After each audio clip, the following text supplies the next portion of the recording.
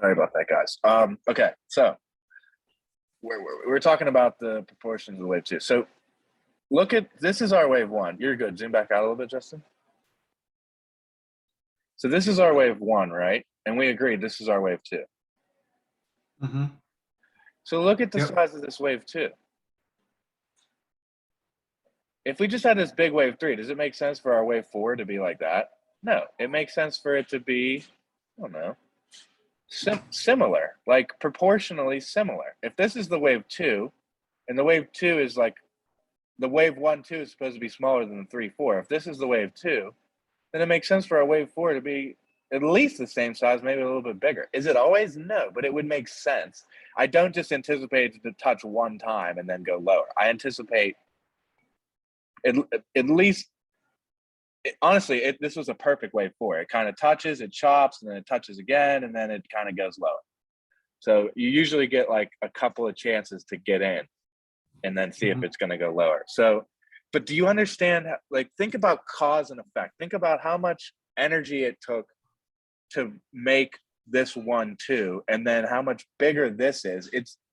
Everything should kind of be proportional. That's what this is all about. It's about recognizing like the proportions of everything. So if the wave 1, 2 is this size, the wave 3, 4 should be about, the same, proportionally bigger. Yeah, proportionally bigger, but the same kind of idea. So my point with saying that is I didn't miss anything up here. I think Hoffy's like, oh, you already missed it. No, you didn't. I want to see where the top is. I want to see if it's gonna, what the fuck just happened? Oh, I think you stopped sharing. Did you stop sharing, Justin, on accident or something? Did I? No, I didn't change anything. Oh, sorry. You not see me? Okay, yeah, I got you. Sorry, I must have gone. Okay, so let's zoom in here, because remember, okay, do me a favor, Justin, grab a horizontal ray, which I would also recommend adding to your favorite spot, because my God, it's a great little thing to have hanging around. This is a trend line. You want to do I just do the Alt J to make a ray. Oh, perfect. Okay, so do you know that trick? I know I don't really use hotkeys, but I will probably maybe start doing that. So throw a horizontal ray here, and a horizontal ray here, and a horizontal ray here. At the 1, the 6, the 1, the 764, and the 618. So now we can honestly get rid of this. We don't need this anymore. So just get rid of this. Now we know the 3 levels that we're watching. Okay. You can get rid of this too. Doesn't matter anymore. Well, actually, real fast, before you get rid of that, draw a horizontal ray at 2.5. Because that's where wave 5 should end to, right?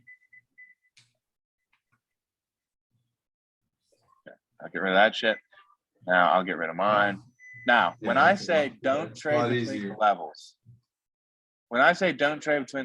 I mean now these are the levels that I'm doing something at. I'm only allowed to touch and take an entry if I'm at one of these levels. At or pretty goddamn close to it. Because I was just gonna say I gotta write that note down and embed that in my head. Don't trade between the levels. Yeah. I mean, dude, I was doing that some last week and it wasn't working. It's literally so simple. Just fucking don't do it. It's that simple, dude. It's crazy. Like if you just don't do that, then you will only take good entries, because price should react here. It should react here. It should react here, and it should react here. Now, if it trades up above this, and this is, okay, so when we take this down, move down, we do our retracement. The first level I'm looking for price to bounce off of is the 764, right? So now this is where candles start to come into play. Oh, and another thing, forget that head and shoulders shit, forget patterns, fuck all that. For now, we're playing the fibs. I don't give a fuck about a pattern. I care about the levels. That's it. I care about candles, and I care about the levels. Yeah, it's like throwing so many years of education and practicing and freaking chart pattern books and all kinds of stuff out the window now. Bro, I read them all too. It's such a waste of time, it feels no, like. It's not, because you've studied it, you've used it, and you've seen, okay, it's not working that well. Right. It's limited. This isn't how things work anymore. Now we have algos. I mean, dude, don't get me wrong. Pennants, flags, they all still work, but they're just don't look, if you're looking to play fib levels, just play the levels. Don't worry about a fucking pattern. If you get a pattern, that's extra confluence, and we'll talk about that kind of thing, but that's later down the road. For now, we're just talking about the foundation. We're talking about these levels. And you will use candlesticks, because if we zoom in, the point I want to make is zoom in and let's take a look at what's happening. So this is still in the 65. You want me to go back down? Stay right here. Stay right here, because everything we're talking about right now, it doesn't matter what time frame it's on. If it's this pretty, then that's how it works. So I want you to grab this and like make this a little bit bigger, and then like zoom out some. Okay, so remember, our bottom's here. What's the first level we're looking for an interaction with? Well, it would have been this level. Right. What level's that? I think that was the 0.764. And then this was the 6.8. And then up here is 0.5. But that's not relevant to us until it is. Oh yeah, we didn't even write that down. Okay. Don't worry about it. We don't need it right now. So honestly, I would have the 618 on there, but so the first level I'm looking for is this 764. So now here's how I do this. I am looking to see how candles interact at that level. Okay. So grab that back trading tool and click this candle so that we only see this inverse candle. Oh, okay. Now, what made you choose that level though, Lance? Like, what significance does that number have that says like I'm going to look for that one and not the 618 or something like that? Is It comes like first. The first one? It comes before the 618. So no level is relevant until it is. So right now, I'm not thinking that the 618 is going to do anything. I'm thinking it might, but it's not relevant until it is relevant. And when does it become relevant? Mm-hmm. When we trade above this level and it doesn't look like we're going to fail. Yeah, after it goes through. So when I see this candle, I'm like, okay, cool. I might, now because this is the end of a wave 3 and it's big on a 65 minute, like we talked about, it's going to do this. I don't think it's just going to fail right here and go lower. So I'm going to be patient and I'm going to wait. I'm going to see, this looks tantalizing. This is tempting me because I might be able to set an entry here with a stop up here and play and catch this whole wave 5 down. But don't be trapped. And on a 1 minute chart, maybe that works. But on a 65 after this big wave 3, remember, we already said it should do some of this. It might only happen at the 764, but let me at least let it touch this level and see what's going to happen. Let me at least let it touch. And this is why. Click next. Boom. Okay. What is this? What's the significance of this candle? Somebody tell me. Strong bearish candle. Bullish. Yeah. I mean, it almost was a shaved top. Engulfing. I like it all. Yeah, it's a engulf that one. It's a strong fucking candle, right? Strong. Yeah. Exactly, Hop. Not only did it break the level, he said it broke the level, but not only did it break the level, it closed above the level. It closed above the level. So now, if this was a big wick, if this was a wick and this was the body, I'm like, fuck yeah, 764 is the level. I'm going to try and take it here with a stop somewhere up here. So you're looking for like an inverted hammer or something over there. Yeah, a wick. Yeah. But the fact that it closed above, I'm like, okay, I'm going to be patient now because everything in here is in between the level. So I want to see it now hit this level. I want to see it interact with this level. I'm going to be patient and I want to see it interact with this level. So let's click next. Okay. Same thing. This is I'm right in the fucking middle. Now you could take a trade like this with a stop up here above this pivot. And that's fine. You could do that and play down to the wave 5. You could do that. But me personally, because I just done this a lot. So I'm very confident in watching the candle form and being like, yep, that's my candle. But you could easily, just with the knowledge, just what we talked about so far, you could easily set an entry up because this candle is starting to lose a little bit of steam and you want to make sure you catch it. You could easily send an entry up like this and just put a stop above this pivot. It's still like a 3 or 4 hour trade. It's still a 3 or 4 hour trade down to that 2.5 level, right? I mean, dude, you're already at 3R just to get back down to the 1, which even if it chops, it should do. So it really, no, your stop would have to be up here actually. So it has to be above this pivot. Yeah, somewhere. Up here? Whoa, no. You don't need You're it saying there. that, yeah. Yeah, just there somewhere. Yeah, I mean, give it a little chance to make a wick or something, but yeah, like I'd say like right here about it should be plenty. Right here. Yep, I mean that should be plenty. So you're already basically at 2R just in this range. And then if it goes any farther where it should, this doesn't really look right. Is this the 2.5? Are you sure?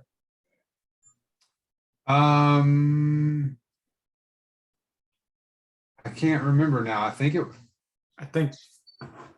might have been point the 2. I saw you draw it, so I think it is. I can't remember. Yeah, no, it was. There was one more below. It was the 2.6, and we did the 2.5. Okay. Yeah, it kind of looks weird. I would think it would go a little bit lower, but whatever. We'll just leave it there for now. Okay. So, like I said, you could set this up, and that would make perfect sense. Does everybody see why that would make perfect sense? Yep. And then same thing. We'll see what's happening down here, and we'll decide whether or not we're going to hold. But that's why I wait for it to come up to the level. So, okay, do we want to take this, or do we want to wait and see how it interacts with this level? What do you guys think? Wait. Yeah, well, now that I'm under your tutelage, I would wait because it's in between the levels. So I don't take trades here anymore. So I would really be looking to take it there or there. Okay. But No. Okay, so sorry. Huge important note. I'm so glad you brought that up, Justin. So once it comes above this level, fuck this level. This level's dead to us. If it bounces here, fuck that. I'm not taking that. This level's dead. So you can erase this level. So there's no like false breakouts with fibs like that? Like you would get like 1 or 2 candles above and then it fails and you play that? What do you mean? So like it got above, I forgot, I don't know the numbers so well, but the one that just broke above, right? You don't play like a false breakout? Like if you get like 1 candle above it and then all of a sudden it closes below it, you wouldn't play that breakdown? No, 100% you can. Here, put it back on, please, Justin. Okay. So you're saying like, does it come up here and then fail? Right. You wouldn't play, like maybe it's like a false breakout, but that doesn't really happen with fibs. No, it can. That's what I'm saying though. Like if you want to play it here, you can, but your stop will just need to be, you can play it. If you're in between here and it's like kind of like one of these, yeah, you can play it like this if you want. But the more conservative play, how I usually play is I just stay disciplined and wait for a legit level it's touch. just UPS or FedEx. Yeah. So if it's above here and it's not on, if it closes above here, I wait for it to touch the next level. Okay. Because if it closes above here, it could do this and keep going up to the 0.5. So I want to see what's going to happen here. So let's wait. Okay. So now we're here. Now what are you thinking? Okay, because I'm thinking, I'm thinking it's about to break back down is what I would start looking for. Cool. If it breaks back down, guess what? We missed it. Who cares? So, okay, take this entry off, right? Because we don't want that. We're looking for a new entry. All right. Yeah, so that way it's whipped in and probably out already right now. And now my FOMO would be like, dadgummit, I knew it popped and it's going right back down. And I'd be thinking, okay, it's time to jump back in. Okay, here's what's so beautiful about Fibs. There's no reason to ever have FOMO because one move ends and another begins. So if you miss this move, you can say, okay, perfect.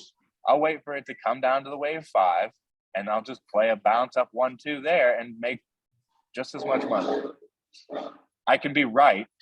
I can miss a move, still be right, and still benefit from even missing the move. Because if I miss this move and it becomes valid and it was the wave, and then we do get the wave 5, who cares? I'll just catch the wave 5 back up. I'll catch the wave 5 Yeah. ending and the 1-2 back up and the 1-2-3 back up because those are powerful.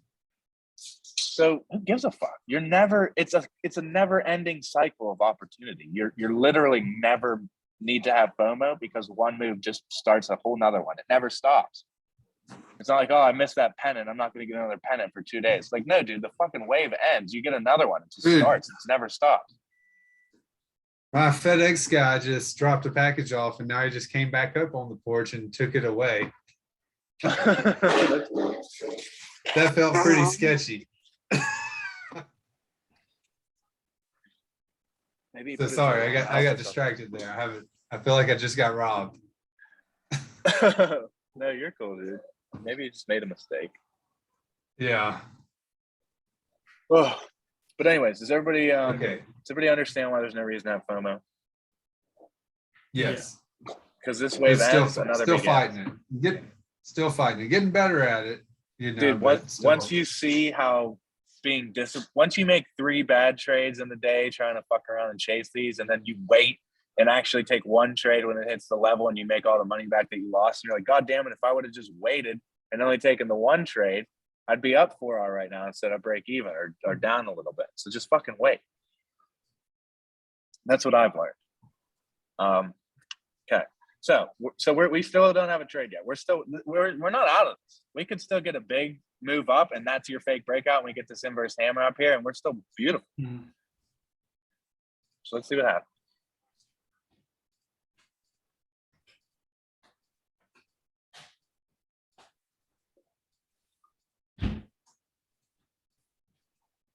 Damn, tons of consolidation, huh? There you go. Hit it. So here's your level.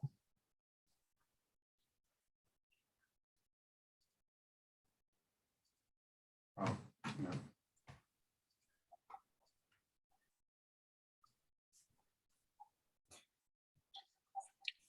So you guys can do this a couple of different ways.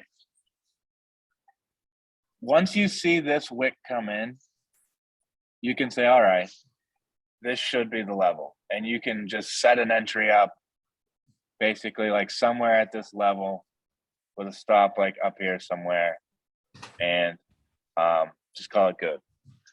Or you can wait for what I call a holy fuck, that's obvious candle. Because right now, I can still see a trade above this candle. By the way, Justin, why don't you have volume on? That is insane to me.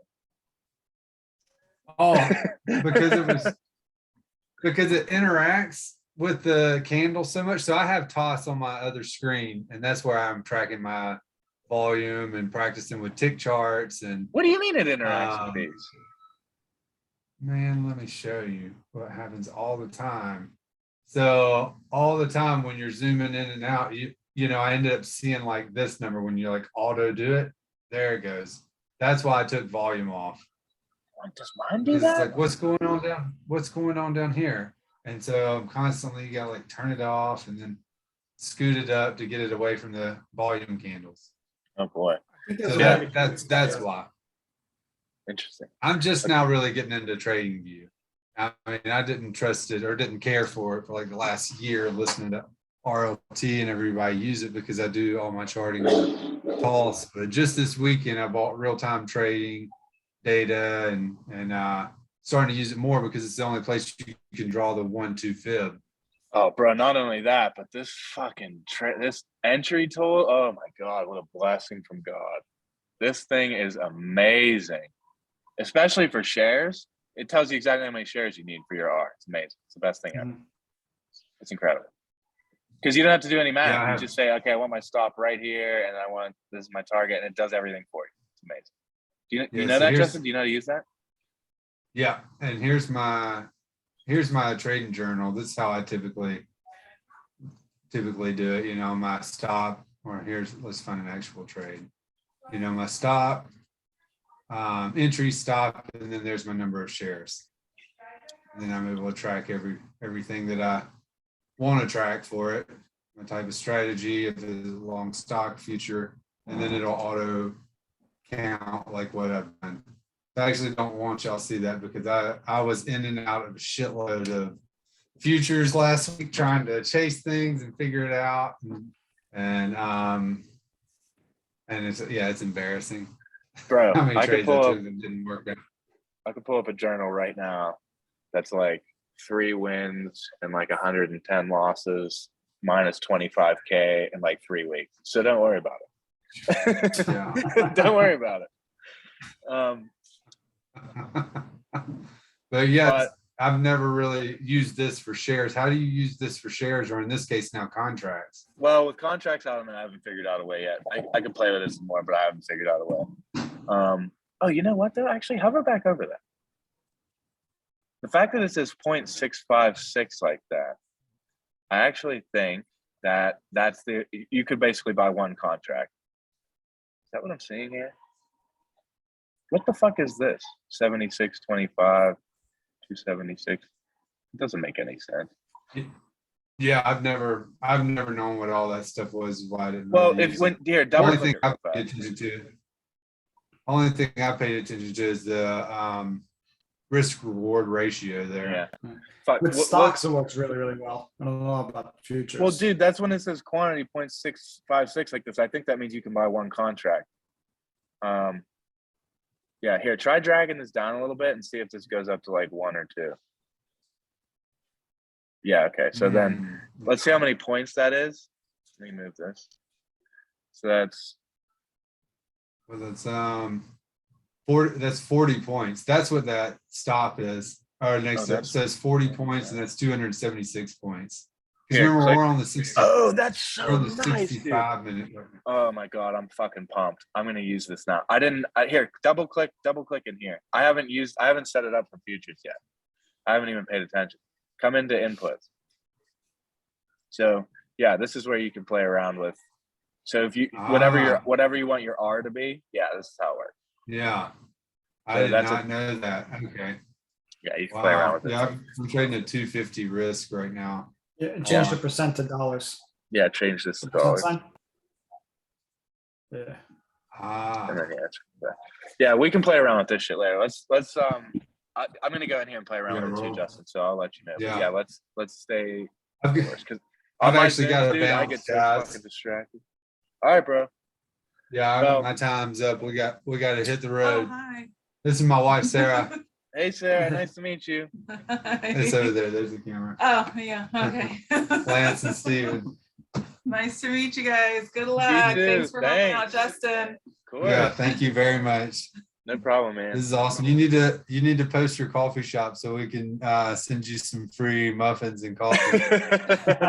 Dude, you're cool. Don't worry about it. But yeah, dude. So I'll post the last 2 recordings, and then Hoff and I'll probably do like another like 15 minutes or something because I got to head out a little bit early too. And then dude, we're like right at the precipice. We need another like few days of just going over these setups and locking them in. But we've covered like the basics, but I know it's going to take some more to get them. Because right now it's probably easy to watch me do it, and you're like, oh, okay, I see. But like to do it yourself without me talking you through it is you're still probably a little bit away from that. So this week I want to make sure you guys get this. So this week that's the goal. So we'll probably meet a couple more times. I'm free around the same time. Sounds good. Well, yeah, if y'all want to do another afternoon session, I'll be back in a couple of hours, or and then I work from home. I work for myself. So you tell me what works for you, man. Nice. Okay. Well, Hoff, you're off today too, right? So while you're off, we should probably seize that time if you're open later. Yeah, let me try to see, because my wife's working from home, so I'm supposed to be watching my son, but I could try to see if I could squeeze something in later too. Yeah, dude, just let me know, okay? And then we'll go from there. So this is a good stopping point because we haven't even got into a first trade yet, so we kind of know where we're at, and we'll just stop here and we'll pick it up later. Awesome. Hey, thanks, guys. For sure, man. Appreciate it. Peace, Talk guys. to y'all later. Yep, talk to you later. Okay, later, Justin.